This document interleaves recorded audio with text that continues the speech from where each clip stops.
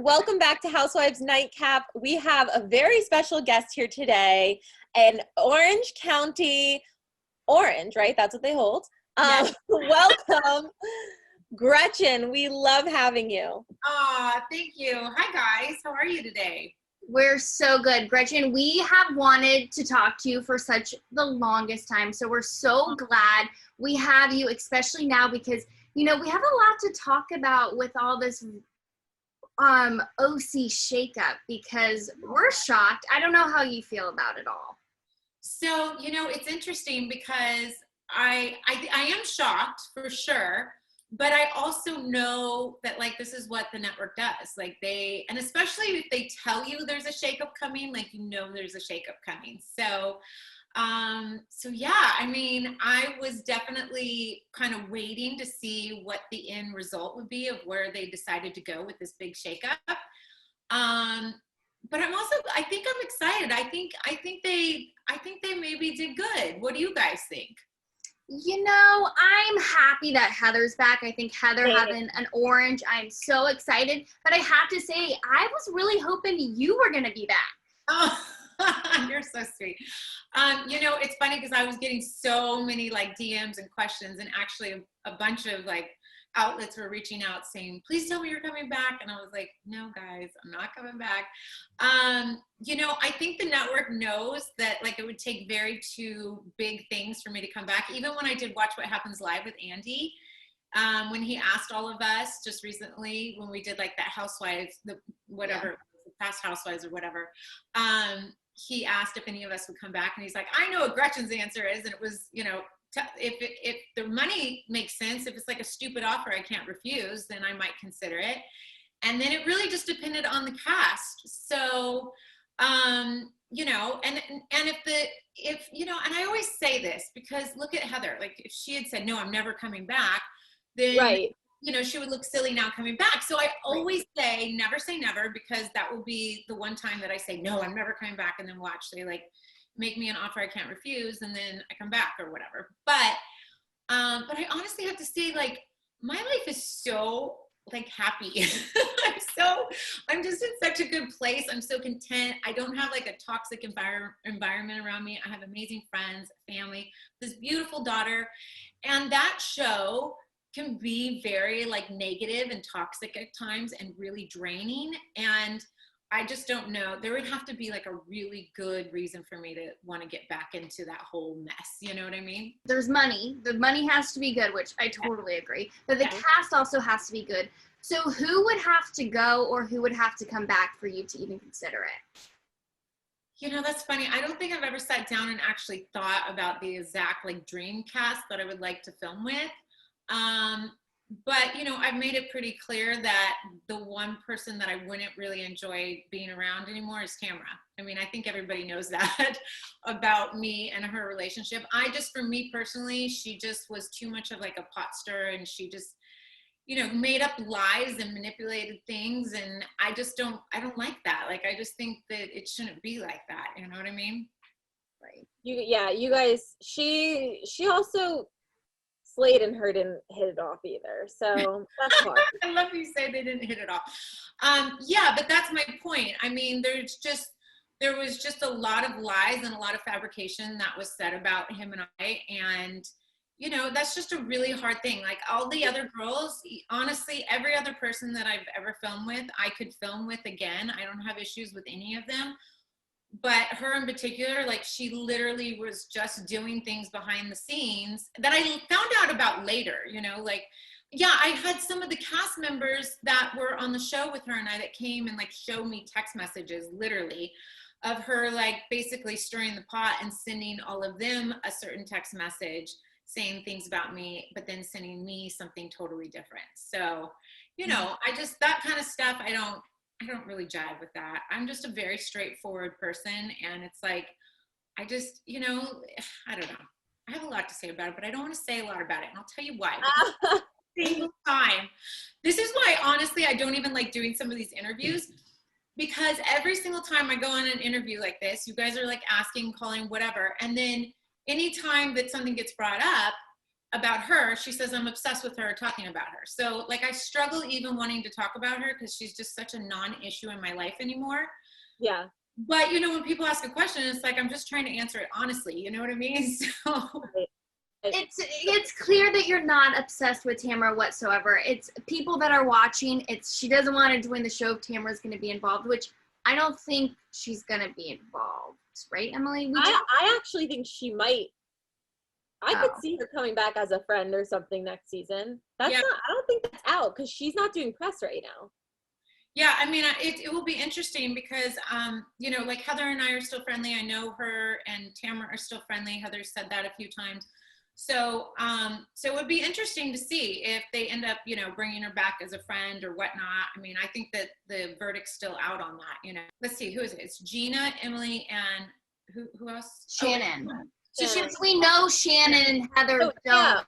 Well, that's what I want to ask, Lauren. I'm like, what do you know about, like, I'm shocked Heather joined with Shannon. Are we going to see, like, more? Oh, I'm actually not shocked about that. I think that Shannon and Heather like had a little bit of like butting of heads, but it wasn't so like detrimental and so ugly that there can't be repair. At least in my opinion, I think that there is an opportunity for there to be repair.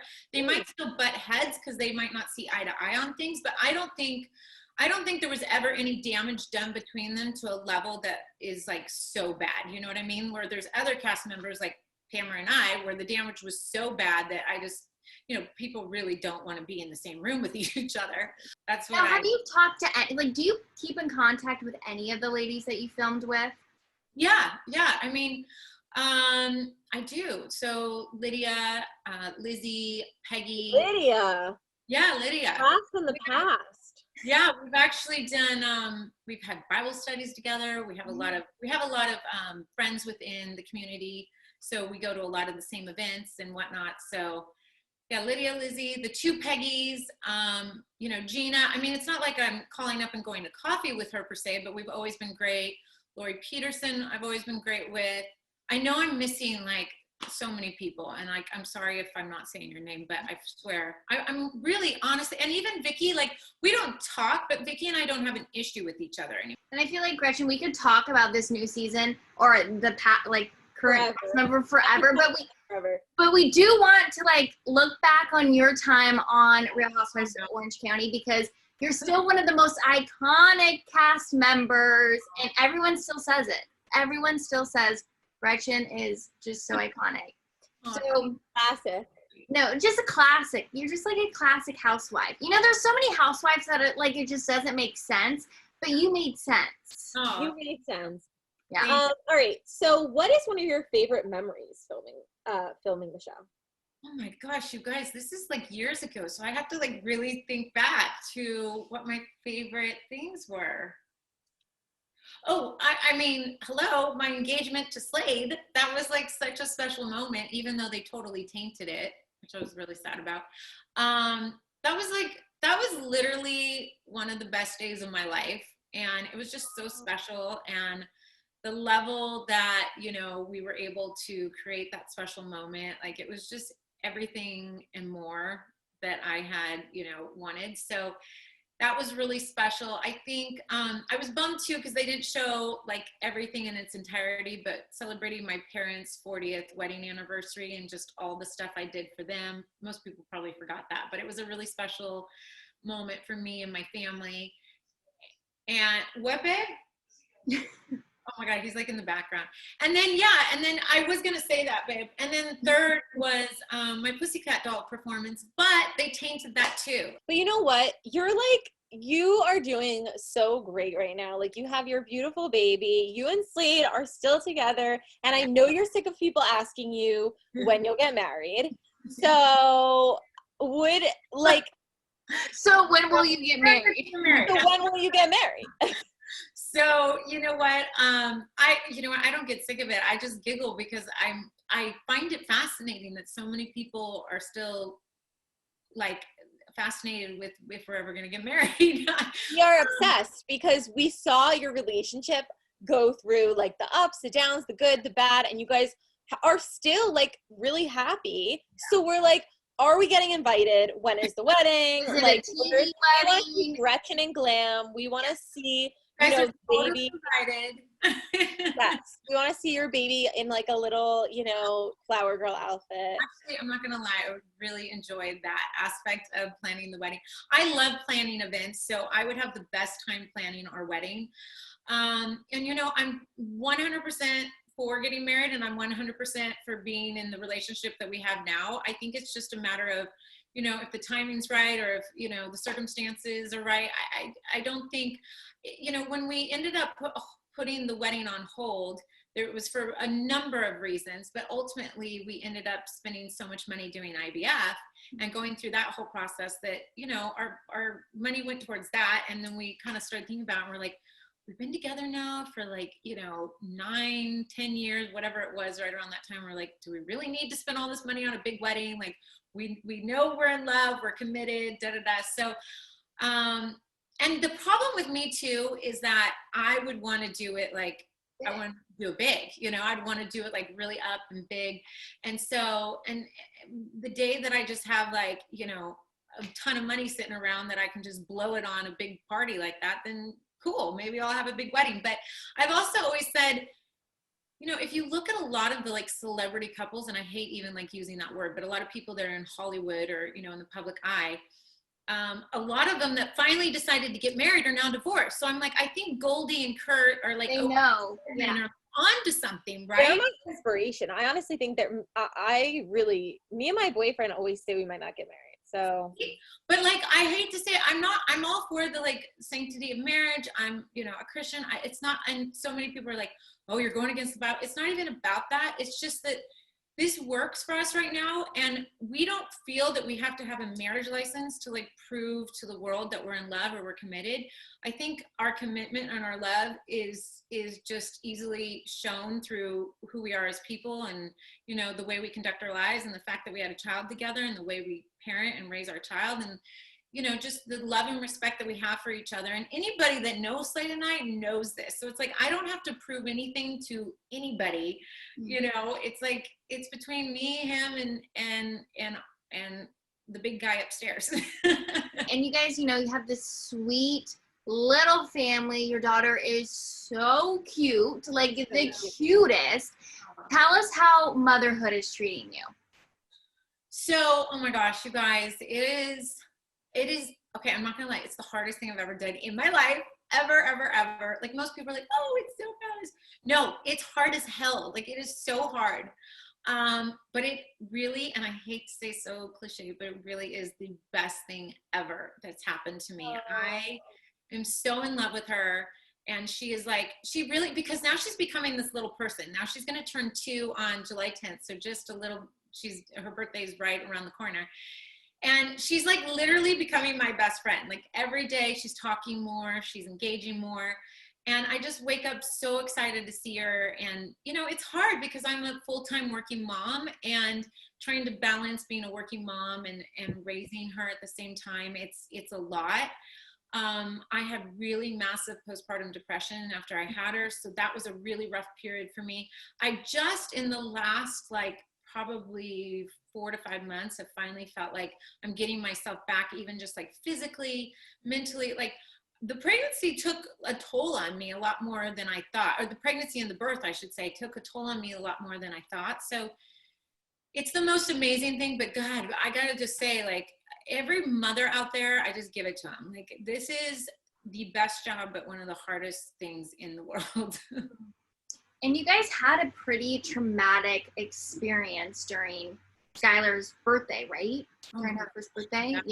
Yeah. So her first birthday, we had this adorable mermaid theme birthday party. And we had all these like sequins on the tablecloths and whatnot. And I guess one of the sequins, about the size of like a quarter, fell off. And I was so, like, I didn't even notice that she picked it up, because, you know, you're in the middle of a party, like entertaining, talking to people, and I guess she had picked it up and put it in her mouth.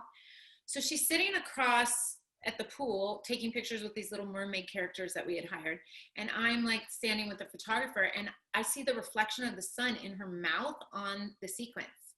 And I was like, oh my God, there's something in her mouth. And I went running across the lawn, tripped on my skirt because I had this long skirt, fell down, scraped my leg up, jumped in the pool with this full-blown, like, you know, costume, cute outfit on, jump in the pool, and I start like going through her mouth trying to get it out.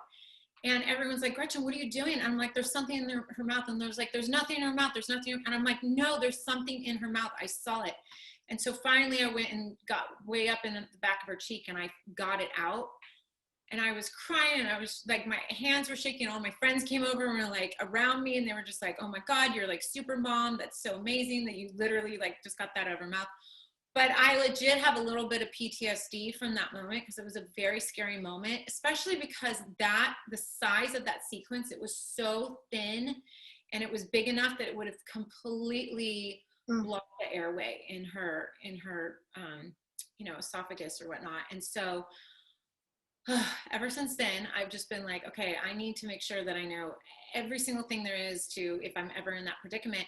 And then ironically, I was on Facebook, which I don't ever go on Facebook. Like I go on there every now and again, but like I'm not on there normally. A lot of propaganda. Exactly. And I'm normally on Instagram. So I'm on Facebook and this ad pops up for this LifeVac device and it's an air clearance device. And I was like, oh my gosh, like, what is this? And so anyways, I ended up ordering it. I literally started telling all my friends and family about it because it saved hundreds of lives. I've watched these videos. I've seen these moms like telling their stories of like, if it wasn't for the LifeVac, I tried the, you know, the current choking protocols, nothing was working. If it wasn't for the LifeVac, I wouldn't have saved my baby. And I was like, that would have been me. Like that completely would have been me. If we had tried, you know, the Heimlich maneuver or one of the current choking protocols, I don't even know if that sequence would have been able to be dislodged. And so ever since then, I have just been on this mission to do almost like a PSA. It's so scary. It's so scary. No. Thank you for reminiscing with us, Gretchen, and like just you know, giving us what, oh sorry, my little doggy is here. Oh, hi. I love dogs.